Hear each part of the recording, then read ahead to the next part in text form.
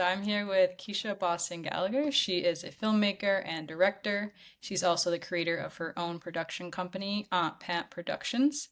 And her current documentary, We Are Thrill, is about a girls basketball team based in Baltimore. And it is set to release November 16th on YouTube. Thanks for joining me. Thank you so much for having me. Yeah, so let's get right into the documentary. Where did the idea for We Are Thrill, how did it come about? So my child's on the team, and I spend all my time at her stuff. So if you're a sports mom, you understand. Like my life is just built around whatever she has, and I literally playing around her calendar because she plays on throw. Not only does she play throw, she does other sports. She does club lacrosse. And she does travel soccer. And right now, it's the season of all of them. Like all of them got practice, all of them got stuff. You're Um, and I just said at a game, yes, yes, I'm busy. Like so, we have a tournament. I have a soccer tournament tomorrow. So I would sit at the games, and I will always try to figure out like, well, how can I film? How can I like how can I work on my next project if I'm always here? And then I would look at the games with Thrill and see the interactions with the coach to see the things the refs would do. The refs really with the drama, like they are driving the story every game. And I just was like, this has to be on this is a story. This needs to be on television. And also just seeing the world of girls basketball is nothing like it is portrayed in the mainstream media. They are just as great, if not better, than the boys. Um, they charge us the same amount to go to their tournaments. The girls are training, they're running, they're working hard. Like it's very much the same. And I've really wanted to tell the story of this. And when it started going through my head, I said this was before Angel Reese blocked the shot with one shoe. That's how I mark time. That's how I mark time. the shoe. Yeah, I love that. Yeah, that's how I mark it. So I love that. I like how you were kind of like, your schedule's busy as a mom, but you were able to be like, okay, well, I'm just gonna bring my work to her games or her practices. I think that's really cool. And as a yeah, that filmmaker, was the only way it was gonna work. Like, and I, right? I love basketball. Like, I mean, I, I say that's my first love, and Yeah, sometimes I joke and say I only had a child so they could play basketball. yeah. So I love that. So you right. played yourself. Yes, yes. Never on this level. Like I dreamed of this level and to have parents like me. Like, my mother's like, "Oh, you figure it out." Like, and here I am like, "You need this. You need this. The temperature's going to drop. You need this." And what? I'm going to sign you up for training and go to this camp. So, Yeah, I love that. And then you were able to, like, as a filmmaker too, I feel like your filmmaker mind saw the story. And so it all kind of came together nicely. yes. Yes, cuz this is my first documentary. Okay. I've always did scripted material.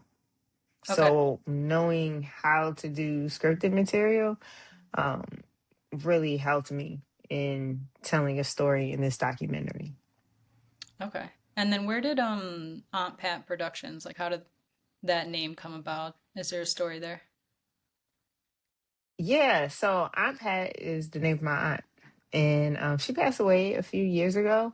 Um, I won a filmmaking competition in, I think, 2021. It's called the Flip the Script filmmaking competition, and we were filming my short film. And they said, "Oh, you have to have a production company." And I was like, "For what?" And he's like, "You should have a production company." And I'm like, "What am I gonna do with it?" Like, I'm not even really thinking. And they said you should call it. I think it was KBG Productions, and my husband did the logo and he drew it up, and I actually had like all the social media for it and everything, but it didn't really feel right. And eventually just I just kept thinking about it, and I said, I'm gonna name this after Aunt Pat.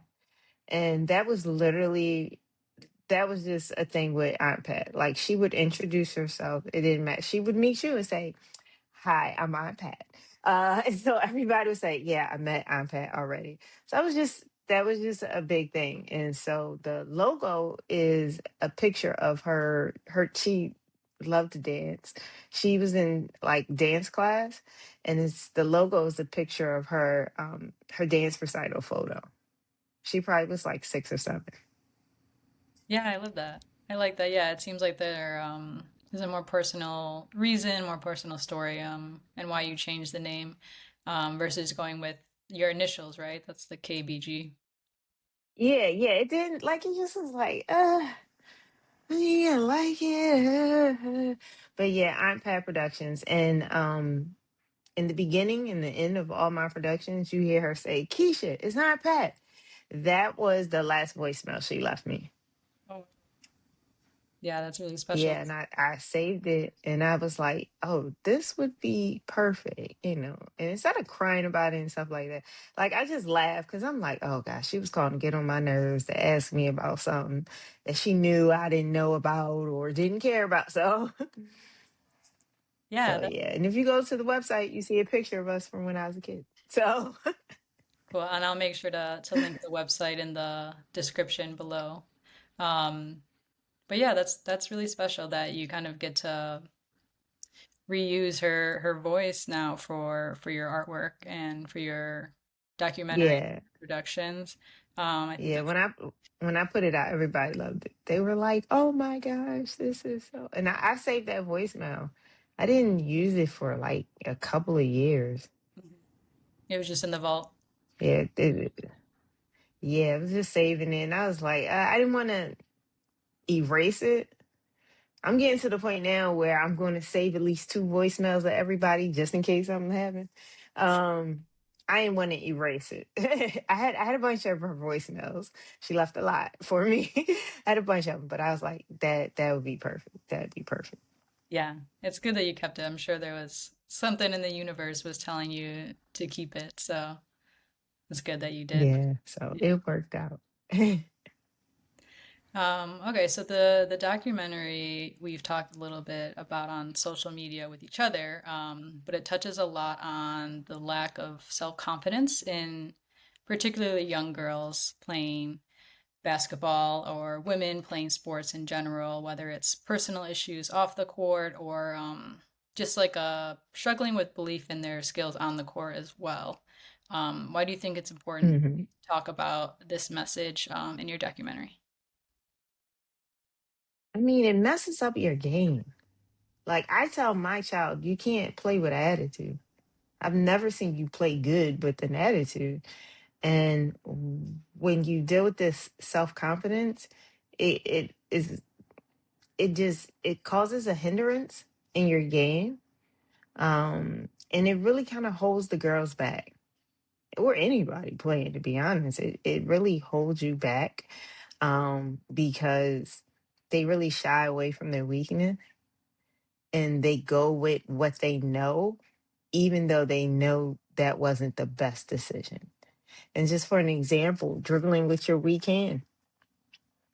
Nobody is going to sign up to dribble with their weak hand if they know they can't dribble with it. If the weak hand is really weak, you know, like right-handed people dribble with the left hand and they're strong or just as strong. But if you're not, they're not going to do that. And it's a lot of double guessing.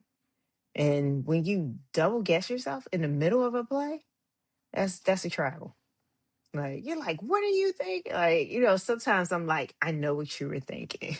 I can tell, I can see, like, I see what you were thinking. So it definitely does just cause a hindrance.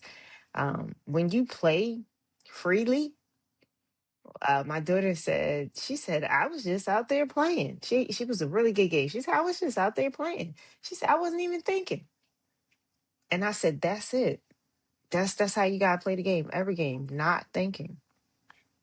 Yeah, That's how you gotta do it. with a clear mind. Yeah, no, I totally Yeah. Totally agree there. Just I feel like also you're less likely to try new things too, right? Because you don't have the confidence to kind of put yourself out there, and then how are your skills going to grow, right? If you don't believe in yourself that you Exactly. can try new things too. So, yeah, it reminds me a lot of Yeah. like playing when I was younger, like I hated shooting layups with my left hand. So I would always kind of revert Oh. to shooting my right hand, and every single coach, of course, hates that. That's just one mental block I can think of where I was just like, oh, my left hand isn't strong enough, or I'm gonna miss it or something. Um, so yeah, you touched on a lot of great points just about how, yeah, you really need a clear mind to play well, right? Yeah, I mean, that's like to get to a position to where you're not thinking, you're just flowing. Like, because when you're not thinking, you're flowing. That causes you to flow. It doesn't cause you to make bad decisions, but it just causes you to flow. Like you trust yourself and you're going with it. And that just playing free turns you into a whole different player. Yeah. State of flow. Yeah, that's really important. I feel like learning that through sport, especially at a young age too, can help them as an adult later on too. I feel like a lot of adults too, like we're trying to also reach a state of flow, like whatever we're working on now, even if we're not athletes anymore. Just attaining a state of flow is a really good skill, just in general in life. Yeah, it's peaceful. Like you kind of it's like you bring about peace. You're not playing with anxiety. You're not flowing through life with anxiety. It's just a good peaceful place to be in as well. Yeah, absolutely. Okay, so let's talk about your big vision for this documentary. You said it's your first documentary. What are your goals that you're looking to accomplish I and the ultimate message you want to get out into the world with this, with your art? have a bunch of goals. I definitely want it on television. That's one. I definitely want it on television. I hope that it ends well. I hope that the thing that the team is seeking is to redeem themselves. At that Roses for Roses tournament, I hope that it ends well and that they get that redemption. Right, because That's definitely what I hope. you're still filming parts of it, right? So you have episode one dropping November Oh 6th. yeah, like in real time. Yeah, Like the first three seasons, the first three seasons start with the last tournament of last season. It's a documentary, and that's why I have to remind myself. You can plan, but there's only but so much you can plan. It's only but so much. But I do hope the girls just grow, and I hope that people get to see that. Grow as characters. I mean, grow as young ladies, grow in the game, and that they really resonate with them. Like, I want little girls to watch this and say, hey, I want to play basketball. I want girls who are playing basketball to say, I want to play more. Like, I want to take this a little more serious. So those are some things I want. yeah. No, I think that's a really great message. Also just like you said, girls that are playing, they might, be likely to watch it and then it could help motivate them to keep playing. I know that there's a conversation around, like keeping girls in sports. A lot of girls or young boys will join, but they often quit. And I know when I was younger too, I also felt like quitting at a lot of times. But the people around me didn't let me. And so I think if you have that support Was system, that good or bad? it was good. It was good. Yeah, I'm happy that I did keep playing. Because when you're a kid and the reasons you want to stop playing, like they don't really make sense. Um, you just kind Just of want wanted to to keep, come home and watch TV. yeah, exactly. And I was able to go pretty far with my basketball career, so I'm grateful that I kept playing. And yeah, I think it's really good to have to make art like this, and to get the message out there. Um, that they're also not the only ones struggling too. I think that could be helpful. There's not been a ton of conversations around this topic, I feel like. So I think your documentary is Yeah. a really good example. Yeah, and I mean, I always say, correct me if I'm wrong, put it in the comments, but this is the first doc- documentary around um, young girls in sports. Okay, so the first episode drops on November 16th on YouTube, correct? That's where people can watch the Yes. episode. Yes, at the iPad Productions YouTube channel. Okay. And yeah, again, I'll link that in the descriptions below. Okay, so we're gonna get into a little bit of more questions about you and your film background. So when did you first know you wanted to be a filmmaker? And then I was gonna say why basketball, but we kind of touched on that a little bit already. Why not basketball? Uh, I mean, yeah. when did, yeah, like, why not? Uh, when did I first know? So actually, I started, like, I didn't just say I wanted to be a filmmaker. Like, it was a bunch of trial and error trying to find my way. At first, I was like, oh, I wanted to do comedy. And I did not like the concept of standing on stage telling jokes, which is Understood. comedy. And and then I went into acting. Okay. I just like with acting, you have to say the lines exactly according to how it is on the paper. Like you cannot ad lib your script and stuff like that. And I was horrible with remembering lines. And I also was petrified of it. Um, I believe that if this is your gift, if this is your thing, it should make you petrified. Like you shouldn't be nervous. It should be, yes, some nervousness to keep you on your toes, but not like, oh my gosh, this is all you think about, like you're losing sleep. And I stopped acting. And I mean, I did background roles and I did book a commercial. And then I got into screenwriting. I wrote and directed a short film called Hard Sell. It won a lot of awards, and in directing, I just felt like, oh, this is nice. Like I like this, and of course, I believe that the Bible says that all things work together for the good of him that love the Lord and are called according to His purpose. So I felt as though that everything that I did prepared me and gave me experience for these moments. Even now, like everything, like acting, background acting, just like a whole bunch of stuff, it just all works together. And so that was it. And it was like from doing that, I was like, I found my lane. I liked what you said about Thank like you. you tried different things and those ultimately didn't work out, but it led you to writing, it led you to directing. Like you could use the bits you learned from comedy and then you can write. You can be also be a comedy writer, and then what you learn from acting to kind of help you transition into directing. So I think with life has these ways of like setting things up and we can't always see it in the moment and then until it comes together.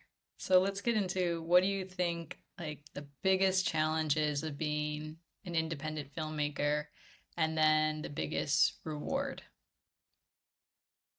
If you had to pick, Man, I'm so sure many there's challenges. many, yeah. No, I cannot pick one. I will not pick one. Like, I mean, money. Money is a budget. I mean, money is a thing. And also, like, I have a job. So I was talking to somebody. They said, "Man, how do you do it?" And I'm like, "Man, I got dishes. I gotta do dishes after this." Like, I mean, I was supposed to go through the mail probably about 3 weeks ago. I'm not going through the mail yet. Like, yeah, those are some challenges that this stuff is done after my job. So yeah, those are some challenges. But I'm still doing it. I always thought that I would do it once I was blessed not to have a job, and you'll be waiting forever. It ain't gonna never happen that way.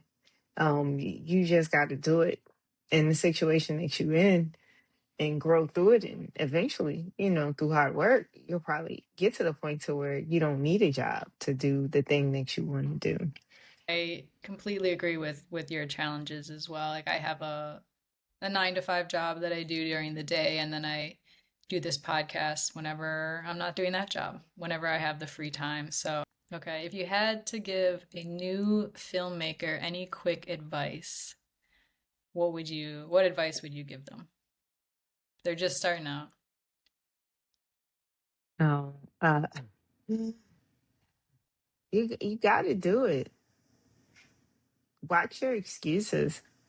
I do not like excuses. I try not to get caught up in excuses because excuses cause you to prevent you from holding yourself accountable.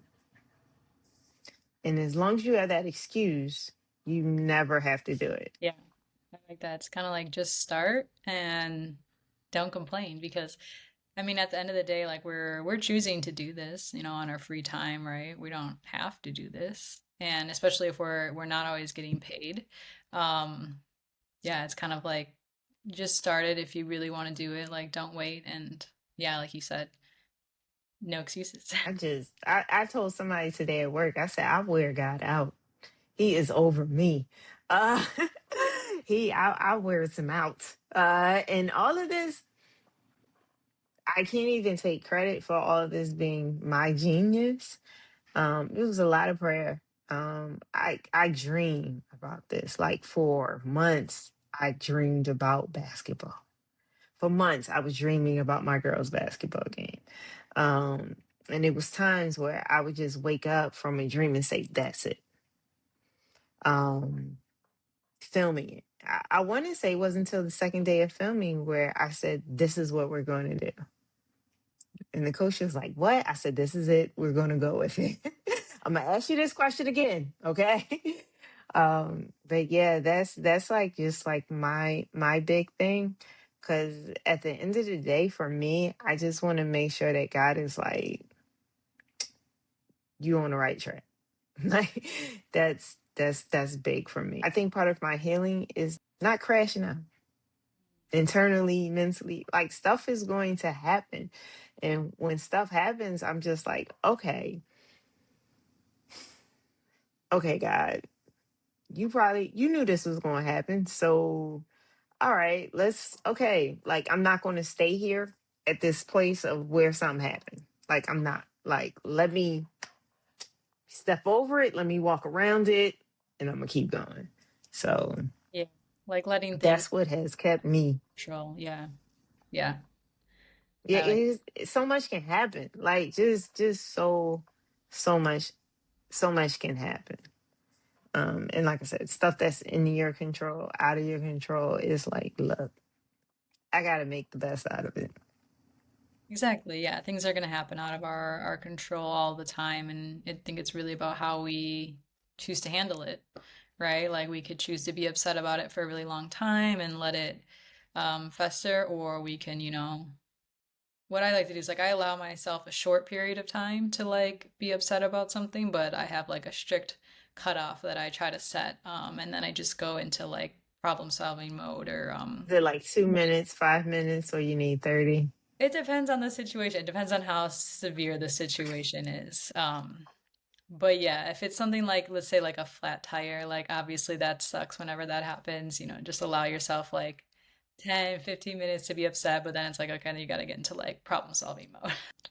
Well, thanks so much for coming on the show, Hoops and Healing. And yeah, thank you. Thank you.